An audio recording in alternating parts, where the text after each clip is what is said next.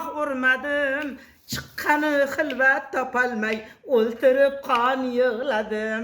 Aha, hey, aha, aha, hey, aha.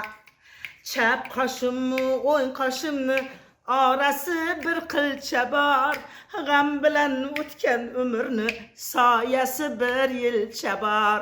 Aha, hey, aha, aha, hey, aha. Aha. Endi yig'amiz hammamiz 50-50 tashab. Tanaffus tugadi. Bilishim. Endi Kamera motornachilik. Menga kurupni kerak emas. Shundoq ham xalqda yaxshi. Bu gapingizni men mashhur qilib o'rganman, bilasizmi?